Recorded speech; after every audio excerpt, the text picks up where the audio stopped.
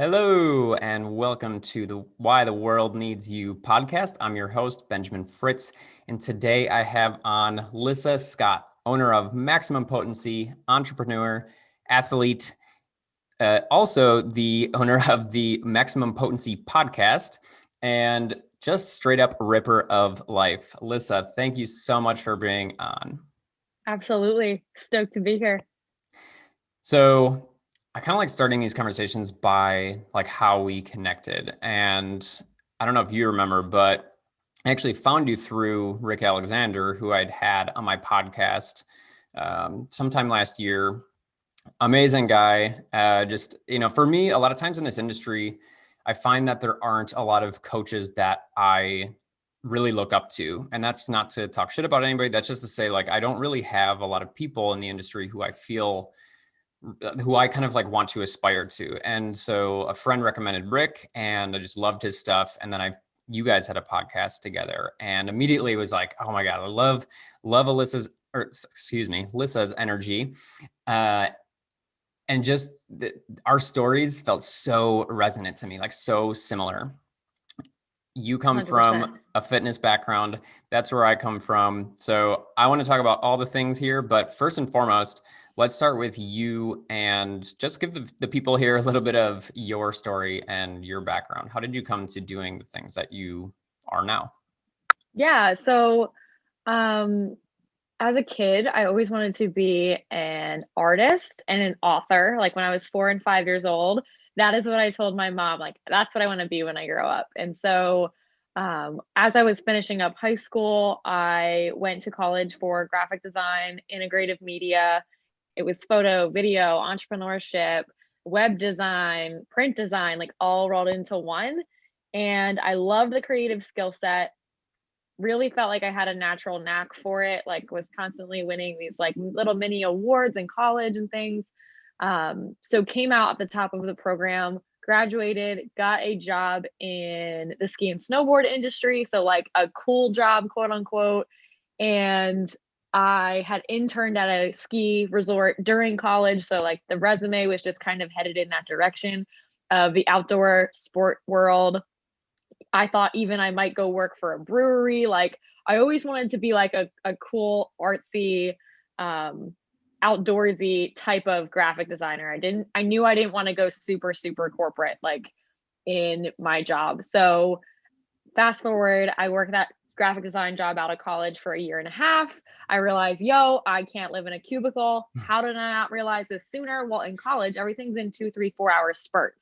You're not in a cubicle for 8 hours a day. So you could love what you're doing and not realize that maybe the lifestyle isn't going to be conducive to your happiness. So along that, I also had gotten super into CrossFit. So I would like rush. And I mean, like, I would get to work at 7, not take a lunch, work till 3, leave at like 3:05, like as soon as I could, drive to the gym and spend like 2 or 3 hours in the gym. And I was pretty unhappy, and the unhappiness like kept getting worse. I was also in a toxic relationship at the time where my partner hated CrossFit, and that just created so much tension between us because like we were always frowning at one another for one reason or another. And so somewhere along the lines, we broke up and I was still training at this gym. And I decided that I was going to quit my job. I quit my job and broke up with my boyfriend like all in the same 3 months. And so we thought we were going to travel. We didn't travel. This will all be relevant at the end, I promise. And I ended up with no job. I ended up with no boyfriend and no plan. So from there, I'm going to really fast forward this part of the story for time's sake, but I could speak to that for an hour all on its own, is what that chapter was like. A lot of digging, a lot of sifting, a lot of what do I do now? And someone at the gym told me, you should go get your CrossFit certification. And I was like, well, CrossFit coaches don't make any money. And she said to me respectfully, you don't make any money. Like you're not happy anyway. So you might as well be broke and happy. So I got my CrossFit certification, started building an online fitness business. Fast forward again, we're now broader than fitness. We're mind, body, soul coaching. We're doing fitness is like a sliver of what I do these days instead of the meat and potatoes. And I feel super aligned and I'm not working a cubicle anymore. I'm about to go travel full time. So that's my story in a 2 minute, 3 minute version.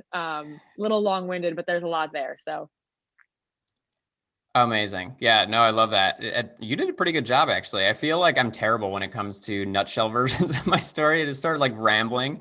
So yes. you did really well. And like you said, man, so much to unpack there. I think one of the, just because you just kind of mentioned at the end there, the thing that really sticks out to me and was really resonant with me, kind of like in my period of like trying to figure out, what's going on, sitting in my cubicle, being like, this isn't the life that I want to live. Having, being super into fitness at the time and having that realization of like, oh, like, because essentially what I came to through, again, like you said, condensing the process of like, who am I? What am I doing? What do I want?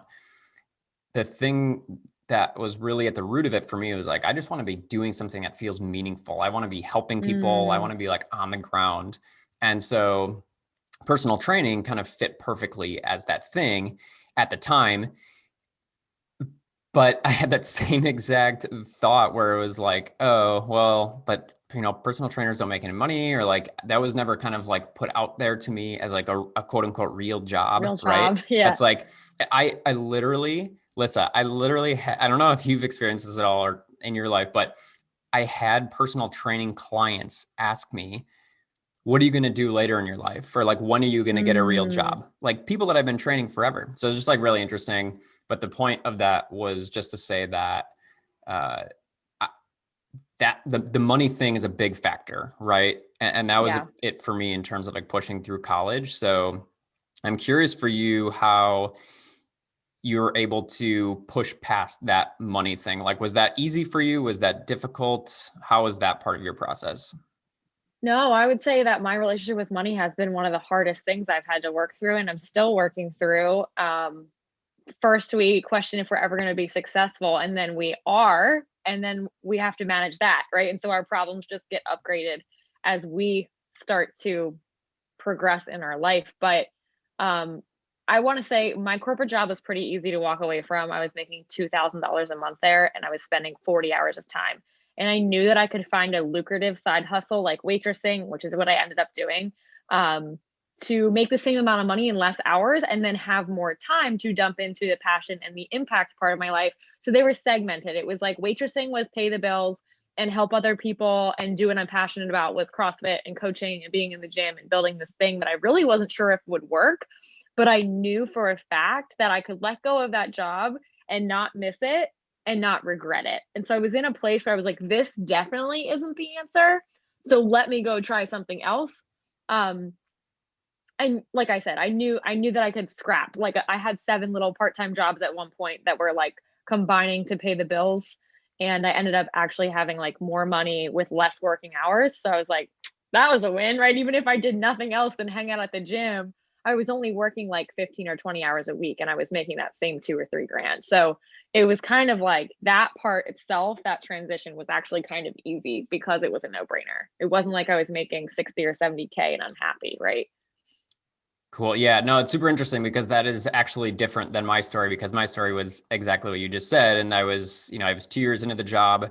It was like, so my degree is in computer science, and I was, Mm-hmm. a field that has a lot of potential and high ceilings in terms of pay and things like that. So I was making, and I'd just gotten a raise at the end of my second year. I was making 70K. And so it was difficult to step away from that and be like, there's just so much comfort in that. But in terms of what you did, I think it's really interesting because uh, I don't know, and I'm curious to get your take on this part too. Is a lot of what I hear from people that I work with, or people when they're even not that I work with, but who are asking me questions about my journey and how I've gone about things, is, but don't you worry about not having it all together, or, oh, I feel like I don't have it all together. And so, like what you're saying, you worked a handful of part-time jobs and you're making more money, and that's awesome. It's, for the people that I've come in contact with, for the most part, there's this idea of, I need to have one job, I need to have an identity, I need to have something that is very straightforward and clear. And if I'm working 3 or 4 or 7 part-time jobs, Mm-hmm. I don't have my shit together, and that's not respectable. Yeah, so there's two thoughts that are coming to mind. And number one, I'm gonna walk you through what was said to me that led me to the moment of quitting my job where I was like, duh. And the other thing is just a sense of willingness. Like if you want something bad enough, or if you don't want something bad enough, right? Like if you're like, I hate this, then you are probably already willing to go work two or three or four part-time jobs.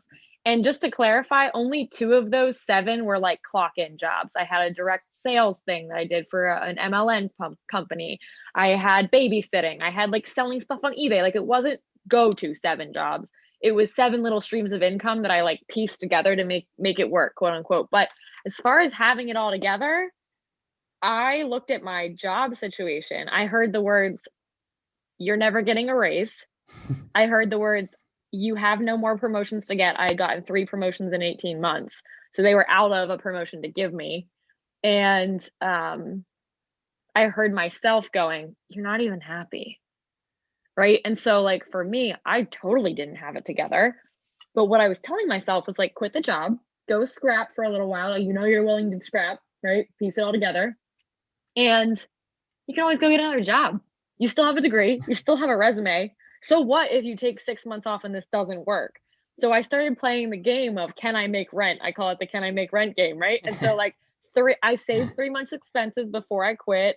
I paid my rent for 3 months. So I had 90 days to come up with just 1 month of rent, gave myself that cushion.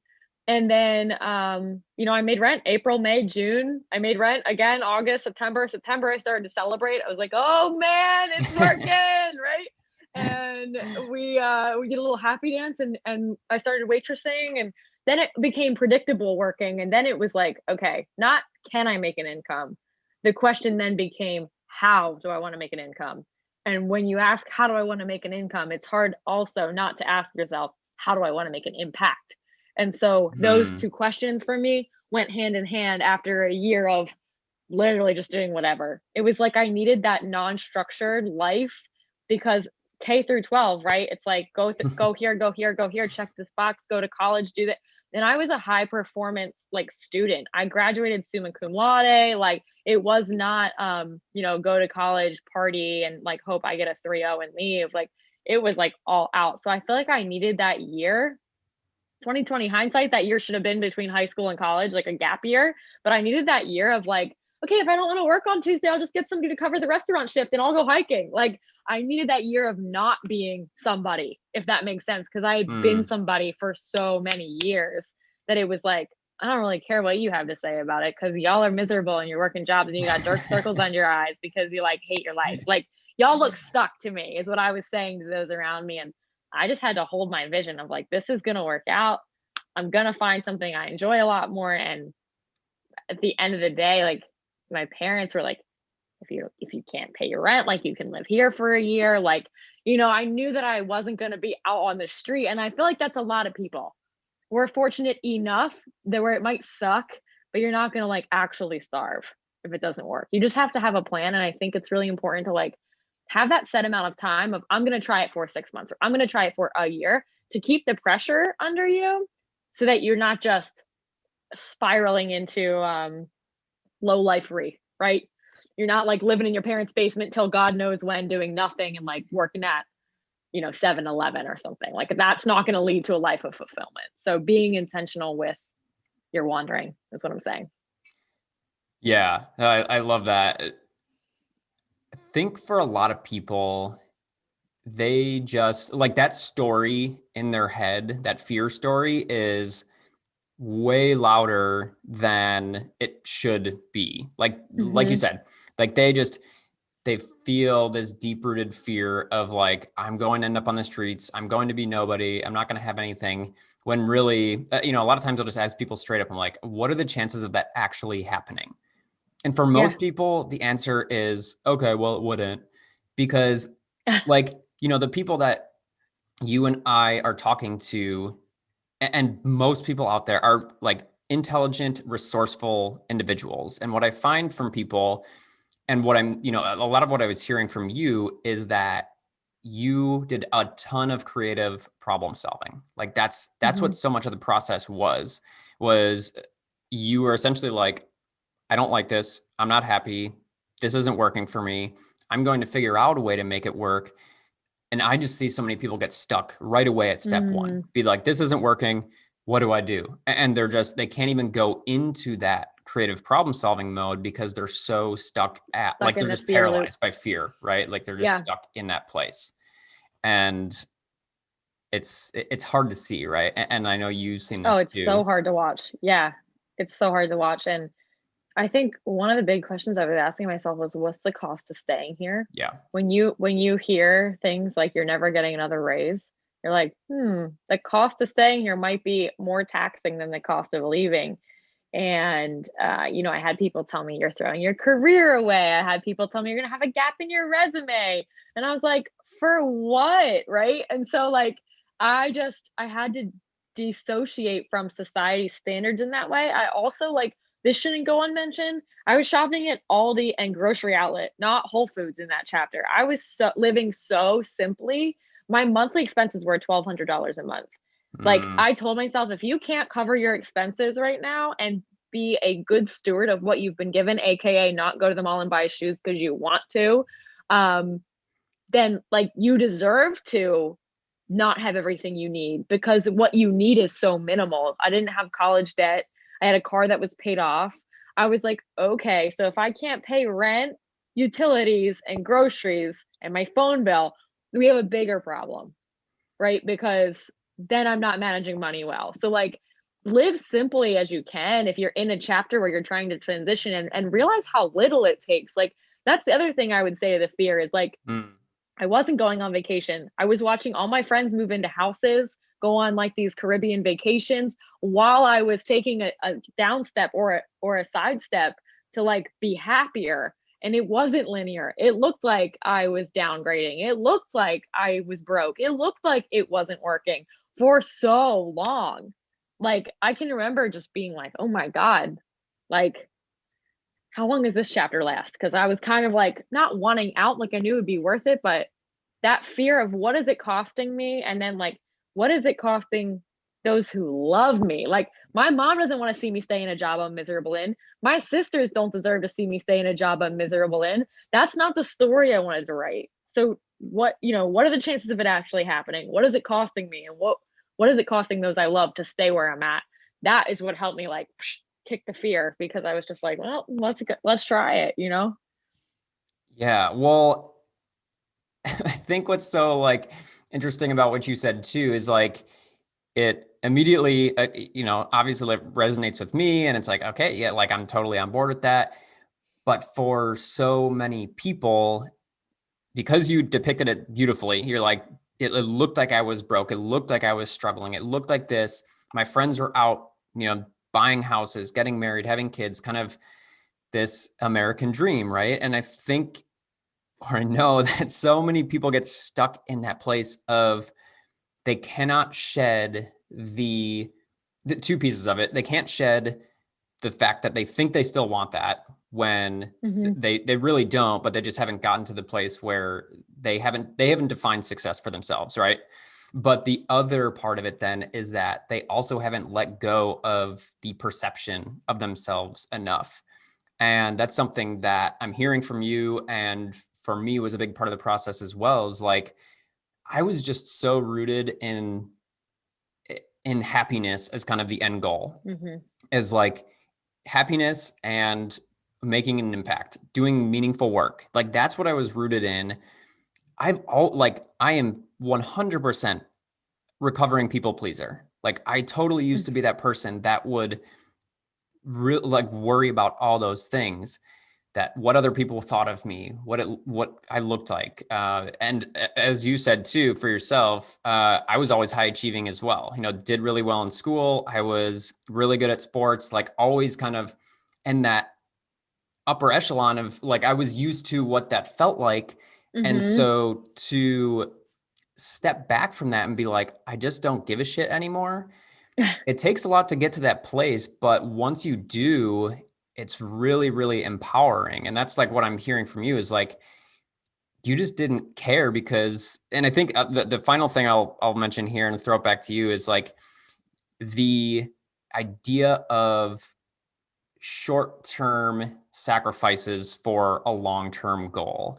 I just see Yes. people struggling so hard with the idea of I need to sacrifice a little bit of happiness, of money, of time, of whatever right now in support of this bigger goal that I have. There's just so much fear and the people pleasing or perception aspect of that too. So it's interesting how kind of all those things can play a role in keeping somebody paralyzed. 100%. That was a really good extraction from what I said to what you just said. It was beautiful. Yeah, I think I was really rooted in a sense of self. I like lost my dad when I was 15, so figure I was 24 when I was like quitting this job and kind of being like, well, you know what I mean? And just really I'm not a people pleaser. So I wasn't super attached to what other people thought. There was a few family members that I was like, oh, I don't want to hurt their feelings because like they helped me get through school or felt like I owed certain people certain things just from a integrity standpoint, not like a debt standpoint. And that was a little bit tough to work through. You know, everybody at first was kind of like, what are you doing? And then, of course, you go through the thing as a new entrepreneur where your parents think that you're just like playing, like, oh, yeah, she has this like side project she's doing. Like, we don't really know how she was making money, right? Like, I never heard these things said, but that's like the vibe you start to get. And you're like, oh, God, here we go, right? You just kind of have to like keep grinding till it works. And so, going back to what you said about short term sacrifice for a long term benefit is, you know, the couples and the friends that bought houses, got married, went on Caribbean vacations, like all the things I felt like I was missing out on, quote unquote. Not all of them, but most of them are now, quote, stuck at home, right? They have a kid or they have a mortgage or that's the other side of that coin. And the other side of my coin is like, I'm about to go full time travel, live in a van slash Airbnbs, do whatever the heck I want, snowboard on a Tuesday, coach, not have a boss. And now they're all looking at me like I'm not the crazy one anymore. They're the crazy ones, right? Like it's funny when the tables turn. So if you can not care and if you can forge your path, like soon people are not saying, what are you doing? They're saying, how did you do it? And so like that shift, that's empowering too. When you watch it work and you watch everyone around you watches it work. Like, did you have this experience as well where you, as you shifted more and more into your role, people started to go like, oh my God, Ben, like, how did you do this? Right. I mean, that's what we're sitting here talking about. We're trying to give a little bit of the how, but it's just so cool. It's so cool when things come full circle or full earth circle. Yeah, no, and you're so right. And it's really having the patience to be able to do that and just to continue to stay rooted in what you want, what feels good to you, and what your vision is really. I think that's a big part of it too, is like I've always, I mean, still to this very day, I know that people are like, oh, like what you said, kind of about the, oh, he's off playing. Like, what is he doing? Life coaching's not a real thing. Like, What's Ben getting into like, now? Yeah. and, but it's like, I've always been stubborn. So that's the first important part. I've always been stubborn. Mm-hmm. But in this instance, stubborn in my vision and what I'm just so clear on not exactly every single piece of it, but I'm very clear about the general feel of what it is Mm-hmm. that I'm creating. And so it allows me to go in that direction and be rooted in that every single day, every time things are hard, because as we both know, when you're in business for yourself, things are hard. It's not as sexy as it looks like on the outside. It's fucking Mm-hmm. tough. But having this there is just so important. And that's, at least for me, that's what's really helped get through, again, the hard moments, but especially the perception. And like you said, that, you know, kind of the general vibe or the whisperings of like, oh, like, what is he doing? When is he going to come back down to earth and like do something normal? And you just start Mm-hmm. to, the more that you can stay rooted in that, like truly now, the, like you were saying, the empowering piece for me as a recovering people pleaser is like, for one of the first times in my life in the past like year or two, I truly don't care what other people think. And I truly don't care what other people are saying. And I guess what I'm trying to say here is that you don't need to be in that place right away, but you do need to start letting go of that as part of the process. Otherwise, you're always going to be a slave to other people and their perceptions and what success looks like for others or what that looks like on paper. So I didn't really have a point to all that, but I was kind of responding to what you were saying. Yeah, my aunt always says about the people pleasing thing, it's like at the end of the day, somebody's not going to be happy. Why make it you? Like, why suffer at the cost of people pleasing, she's saying. So there's a fine line there between having healthy relationships and the give and take that goes with that, and then the slave mentality of like, I'm always at the will of someone else's opinion. And so, yeah, that's powerful, Ben. So powerful. Yeah. So with all of this, we had kind of talked about the general theme or thing that we wanted to talk about around this podcast was standing your power. And so I feel like we've kind of circumvented that a little bit. So tell me what that means to you. Like, what does it mean to stand in your power and own that? Yeah. So what you were just saying about vision and having your vision and letting that be something that you come back to, that's a part of it for me. But there's a step that's deeper than that for me, and it's the actual feeling the pull toward a certain thing. And so, yeah, I have my vision. My vision is strong as heck. I encourage you guys that, if your vision still sounds a little lofty, like my vision used to be like help women get fit, right? But there's like that's a dime a dozen on the internet.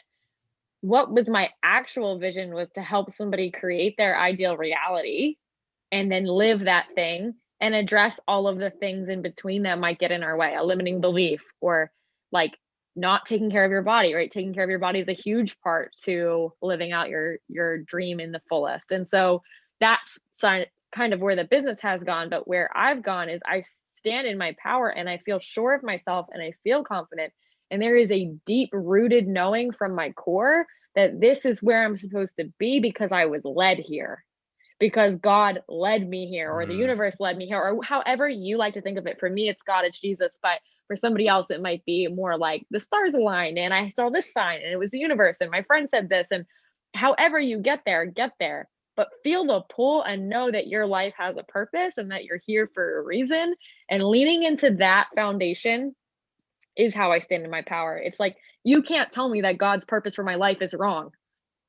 You literally like you can, but I'll laugh at you, and so like that goes for my parents, that goes for my siblings, that goes for my cousins, friends, college friends, people I don't talk to on the internet that follow me. Like, you can't tell me that my purpose isn't my purpose. So that is stand in your power in a nutshell, right? The other thing is like commit to that purpose, not just know it and feel it, but like just because you know it doesn't mean you're living it. You might just be thinking about it. So actually going, yo, I don't feel like doing this today, but I need to do this today because this is why I'm literally, this is my bottom line. Literally, this is the top priority for the day. Like, doesn't actually matter if you feel like it. When you take on that mindset of like servant and you take on that mindset of mm. humility, you take on the mindset of you will know them by their fruit, it starts to be really easy or easier or smoother. We'll say smoother, maybe not easier. It Yeah. starts to be really smoothly headed in a certain direction. And if you're wondering if it's relevant, it's probably not, right? Like it just creates so much clarity when you can tap into that. Mm. Yeah, that's so good because a big piece of it really is making it bigger than you somehow, some way. And like Yes. you're saying, for some people, that's spirituality, religion. And I've found throughout my process and for people that I've worked with, it's it's actually pretty hard to live life really in your power if you don't have some aspect of that. Uh, Even if it's community or family, like yeah, it doesn't, that's what I'm saying is it's a little bit broader for me than just like my faith, because I don't have a very churchy faith. Um, but it is like I do believe my life has a purpose. I do believe that we're loved and forgiven. And I do believe that I was led here.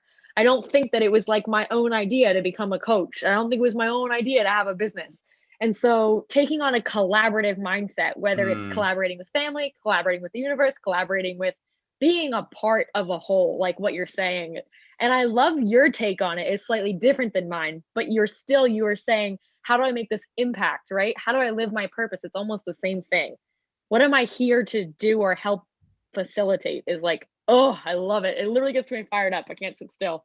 yes, dude. Yeah, exactly. And that's it. Cause like the word I use for when we're talking about like spirituality and stuff is I like the big picture because exactly, I feel very similar to what you were saying in terms of it's less about like faith or religion necessarily. Yes, that can Mm-hmm. be a rooting, grounding part of it for sure, but it's Yes. more of knowing where you fit in the grander scheme of things. Because if your life is the biggest thing, the biggest problem, the biggest things Mm-hmm. that you're tackling, it's incredibly overwhelming and it's just going to smash Yes. you really fucking fast.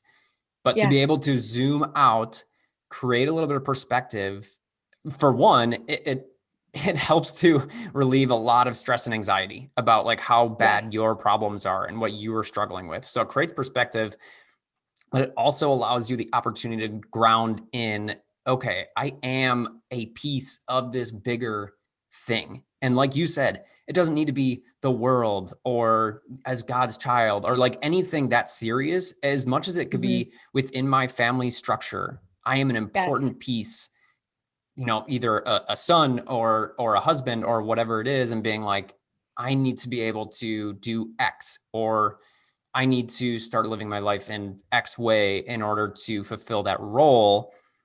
Yes. And then I think the final thing I want to say about this too, because standing in your power for me is all of this 100% plus knowing yourself Mm-hmm. truly and being able to come back to that. And I think that's kind of what we were talking around a little bit, but really understanding that. And a lot of what I kind of preface to people, especially when people are like, oh, like what is life coaching or what do you do or how do you help people? I'm like, I help you become more you, Mm-hmm. because the thing that you are right now, the you that you are, if you are unhappy and feeling stuck, you aren't actually you. You've built a lot of layers on Mm, what you are, and you aren't somewhere out there. You're right here, but you yes. need to peel these layers off in order to get back to yourself. And so for me, that's a big part of standing in your power is knowing who you really are on a deep level and having that connection. So this to me, it's like it's like a bidirectional thing. You have to have this connection with the bigger picture, the grander Yes. scheme of things, but you also need to be deeply rooted in who you are. And if you don't know that, and these things can play off of each other. So, try to get Yes. a better feel of both of these things and it'll likely inform the other one, but you have Mm-hmm. to, though, at least to me, those are very, very important. Yeah, Ben, can I take that one step further and say, like, love that and love that you just said that they're like intermingled, right? And one clarity in one brings clarity in the other. So, so, so true. It's like what I was just saying about faith and feeling led is when you're questioning who you are, or when you're questioning your role, or when you're questioning your power, you have to have a place or a thing that you go to get grounded and step outside yourself, whether it's letting scripture wash over you. Like she is fearfully and wonderfully made. Like that is comforting to me. That is like cold water on a bad day, right?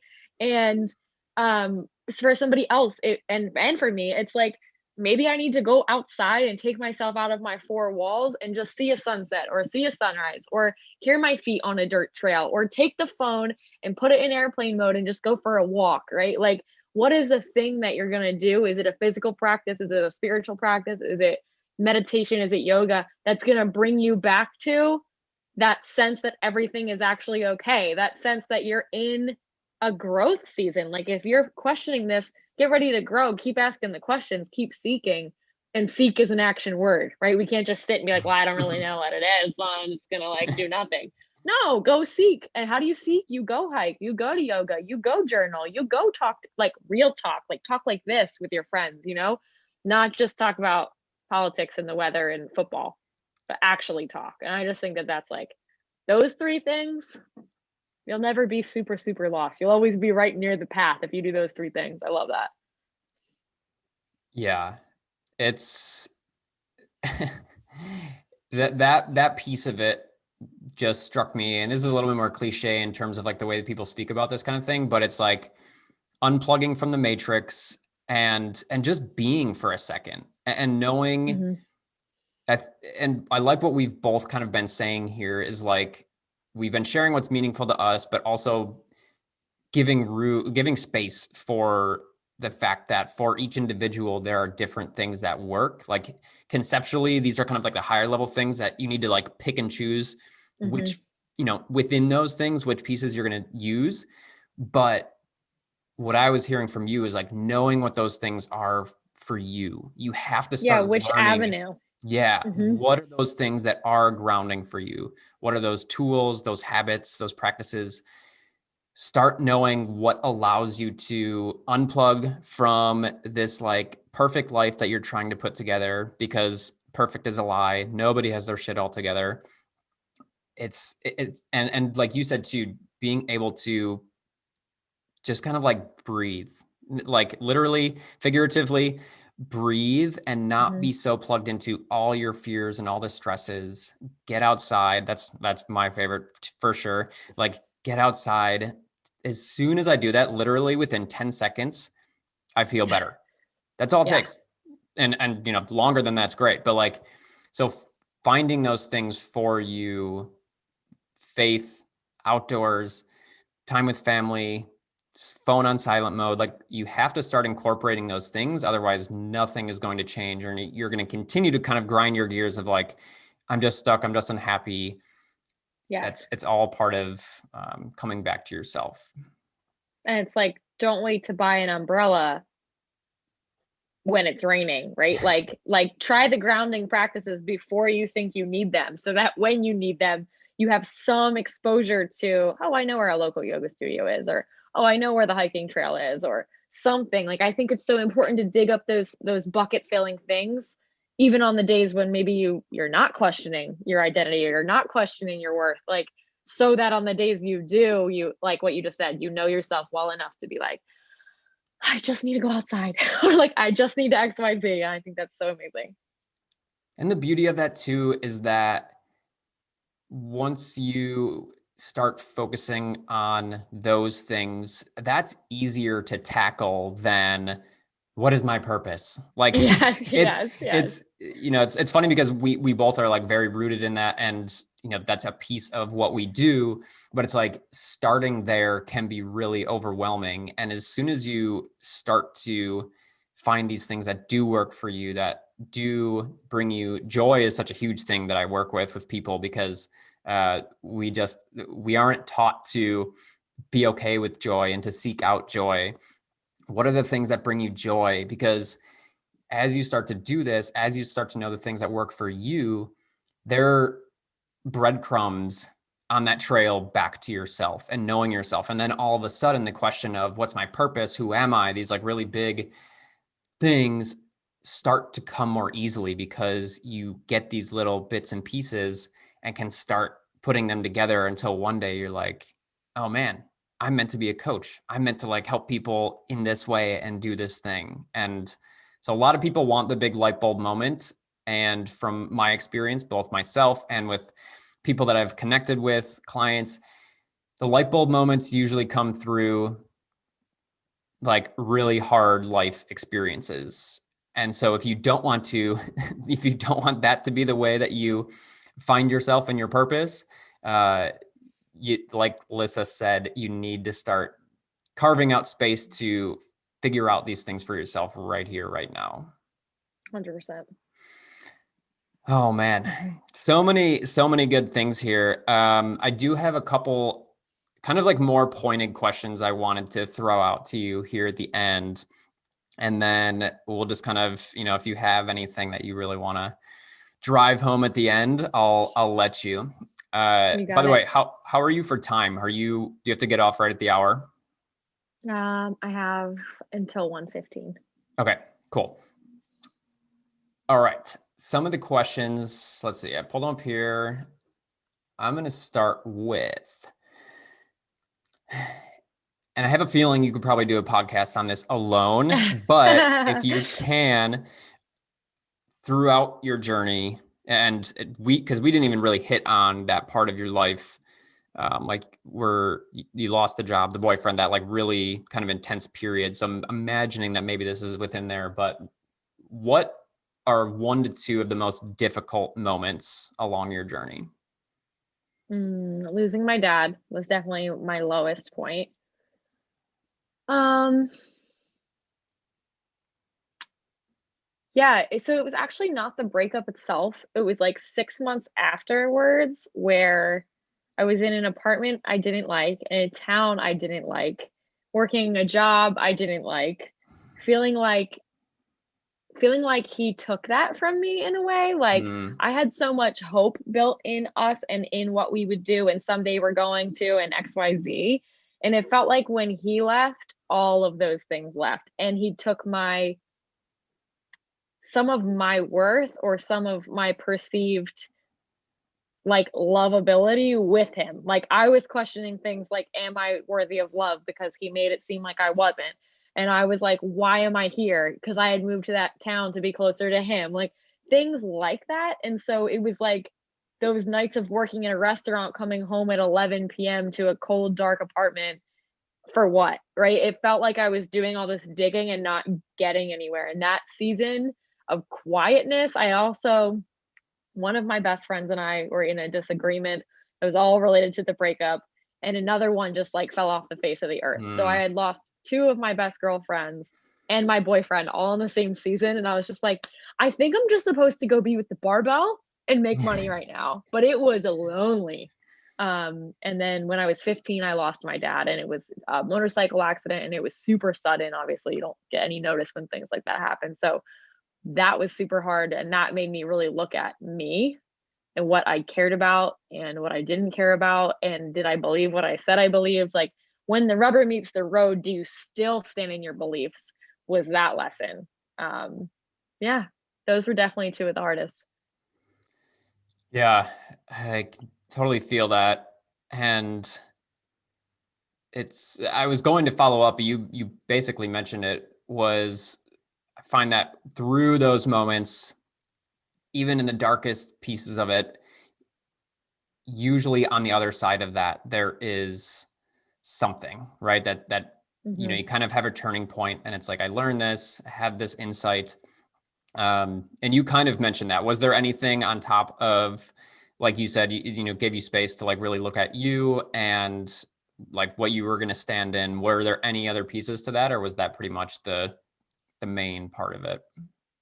I mean, that breakup forced me to lean into my own independence, right? Like, and it forced me to look at my dreams that we had and discern, were they my dream or were they our dream or were they his dream. And what I needed to figure out there was, what of the stuff I said I wanted with him did I actually still want, and what stuff was kind of like tacked on the list for me, right? And so I realized that I am open to but not attached to being a wife, and I am open to but not attached to being a mother. I do not find my identity in those things. And if that's what life has for me, that's what it has. But in the season with him, I was so intent on being a wife and having kids with him and da da da da. And the other thing is, we said we wanted to travel. We said we wanted to get on the road. And I was like, holy crap, I'm doing this without you. I'm doing it anyway, right? So here we are all these years later, it's coming full circle. I wanted a cabin and I wanted to like be nomadic. And so I just started, it was so sad, I went through like this phase of, yo, I'm still gonna do all of this and you're not gonna be here, and that's sad. But I'm doing it anyway because it's still my dream. And so like this is the 4 year later fast forward of that. And it's like, I don't know where he is or what he's doing, but if he hears about this, he's gonna be like, oh shit, she did it, right? Like that's the goal. And it's not for him, it's for me. It's because I discerned that that actually was my dream. And I thank him for what he sparked in me and what he revealed in me and what he allowed me to see, that, yo, you do want this and yo, Yeah. you don't want that. And 2020 hindsight, I'm thankful. Like I could not have the life I have with him as my partner. Um, So he also showed me what I do and do not want in a partner. And the problem for a while was a lot of what he was what I wanted. And so feeling like I Mm-hmm. lost somebody who was very right for me was a super hard lesson. But now I've been blessed with Mr. Zavi D, and he is like beyond my wildest dreams. And he does have a lot of those same qualities. Like, I think when we date, we always observe, like, I really do like this about this person. Like, he was affectionate and he was encouraging and he was super like talkative. Like, that's what I want in a person. And then there's other things where you're like, he used to leave like random trash in his vehicle. Like, I don't want that in a person. Like, these are like little, I'm not going to bash him here, but you know what I mean? It's just like, so that taught me a ton. And then my dad, what I learned from my dad passing away in one sentence is like, you got to live your legacy because life is urgent. It's urgent. It's happening now. And it's so cliche, but you don't know. You don't know if you have 41 years like he did or 100. And so it's like, I might be more than halfway done right now and not know it. Like, am I moving fast enough? It lit a fire under my ass. And it also made me want to continue his spirit in the world. So I'm his Mm. only child. I have more siblings, but they're half. And so it was like, I better kind of he was a rebel. He was a badass. He was a biker. He was covered in tattoos. Um, and he was super creative and he was a super hard worker. So continuing that legacy and really embodying that part of myself for a long time had me super in my masculine, right? Hustle, hustle, provide, provide. Nobody's going to provide for you. You lost your boyfriend, you lost your dad. Mm. So you have to stick up for you. And it caused me to be really far into the masculine.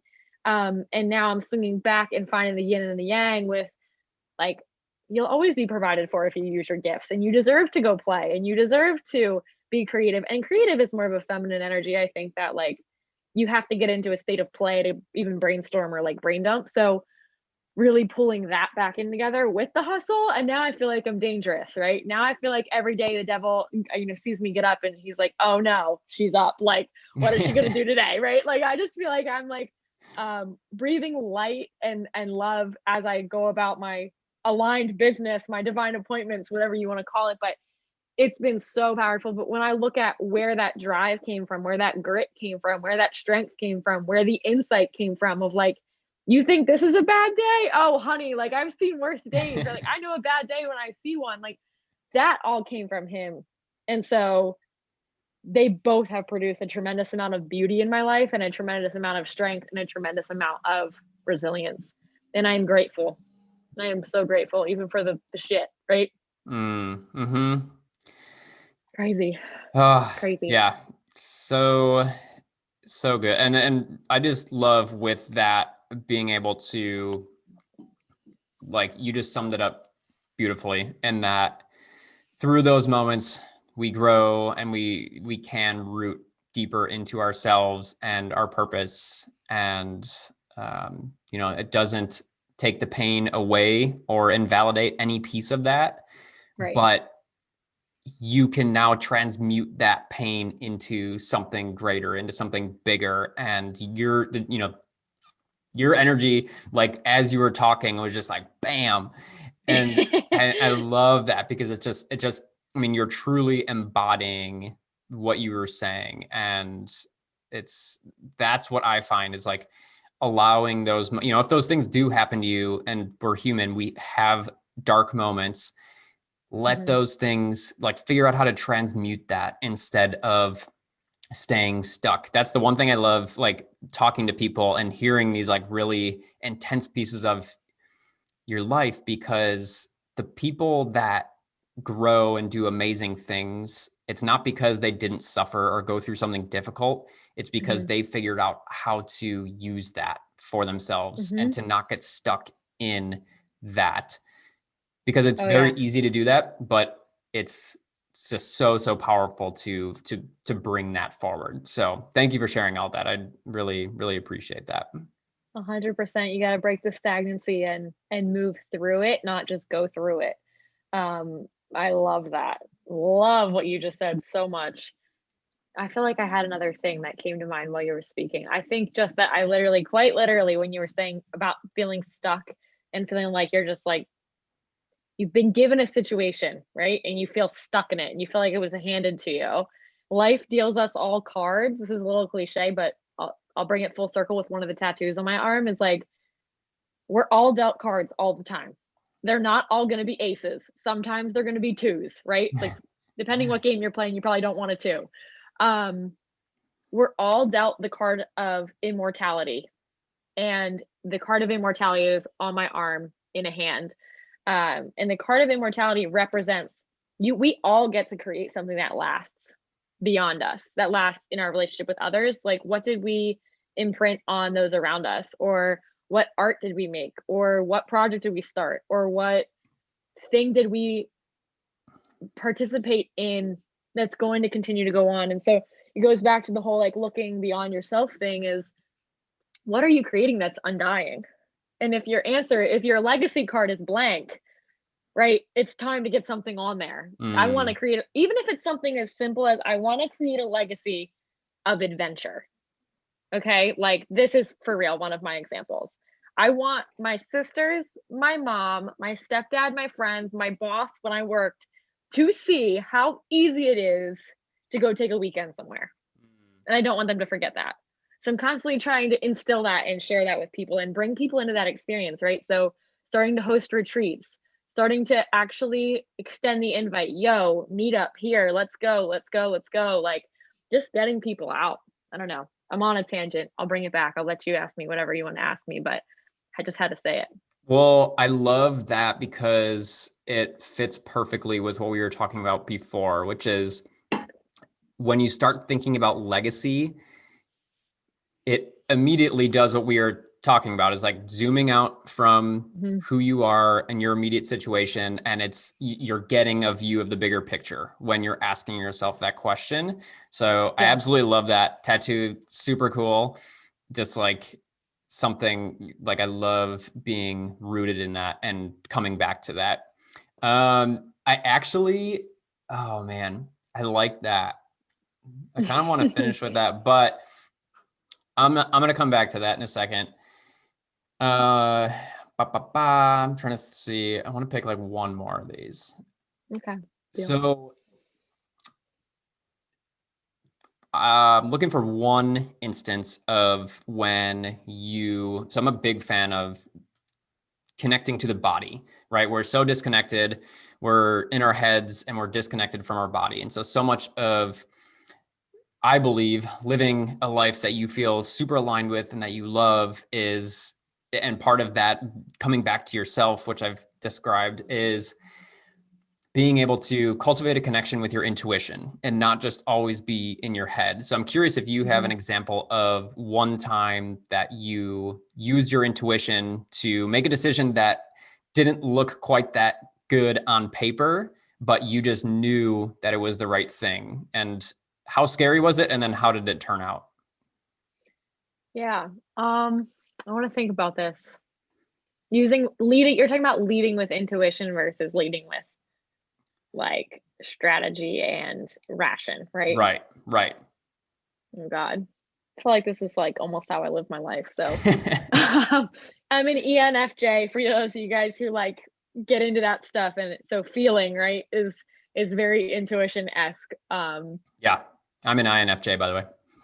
Oh, rad. This is why we get along. So I don't know. I feel like every time I plan a trip, I lead with that intuition and you get somewhere and like it doesn't feel quite right or it does and you can use that to navigate. Like that's the first example that's coming to mind. But so far as decision making goes, I mean, quitting that job was definitely not rational on paper.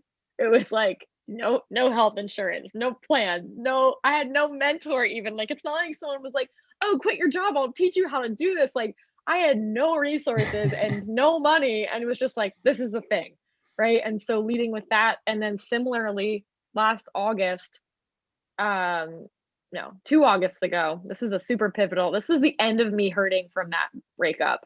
Was 2 August ago. I traveled by myself Mm. for almost a month, all the way to LA from Philadelphia, down to Phoenix, back to Atlanta, drove my truck all the way down to Atlanta and back alone. And that was not rational, right? A girl traveling the US by herself. Oh my God. Like I got so much crap for that. But I was like, this is what I need to go do. And I I do. I felt super empowered. I felt super relaxed, oddly enough. Like I didn't have to worry about a bunch of sets of opinions and needs. I just worried about myself. And obviously I kept my head on a swivel in the cities and things like that. But yeah, that wasn't not strategic and rational. That was definitely intuition of, yo, I need to go do this thing to just be by myself for 3 weeks. I mean, I don't know anyone else who's experienced that if they had the same experience, but how beneficial that was too. It's the whole getting still to hear, even if you're in motion, that you are not having a conversation on the plane. And so by default, you are with your own thoughts, or you're not having a conversation while driving. And so by default, you're feeling into the music and you're praying and you're whatever you do when you drive, daydream, right? And I needed that space big time.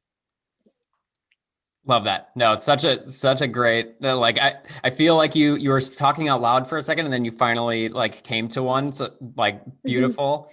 A lot of people that, a big part of my audience struggles with the intuition piece. They're disconnected from themselves in terms of making decisions. It is very like black and white on paper, pros and cons list for everything. So I like Mm, giving real world examples from people of like when they did something really scary and that didn't quite like add up on paper, totally makes sense, but like yielded a big reward on the other side of it. And you pretty much finished with that, just being like, it was an incredibly empowering experience and it just felt so good and so right.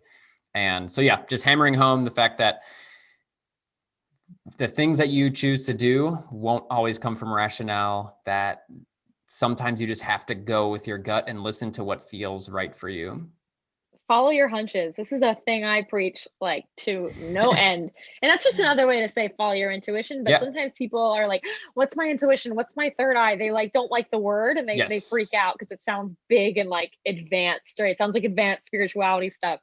Follow your hunches sounds like if you're driving and you want to turn left where you usually go straight, you should probably turn left. Maybe there's a really good farm stand or hiking trail down that road that you've never seen before. Or maybe you're going to bump into a friend if you stop at X restaurant on the way home. Or it's like those maybe I should moments where you go, all right, I'm gonna, instead of like, no, I should be here at a certain time in XYZ. And you're so married to your schedule and you're so married to your routine. Like it's usually those moments of random curiosity that are wholesome, right? They're not like, let me go cheat on my Yeah. partner moments. They're like, I just want to know. Like you get curious, and when you can follow your curiosity and your hunch, it'll usually lead you in a direction. If you feel like you should go do something and it's wholesome, you should.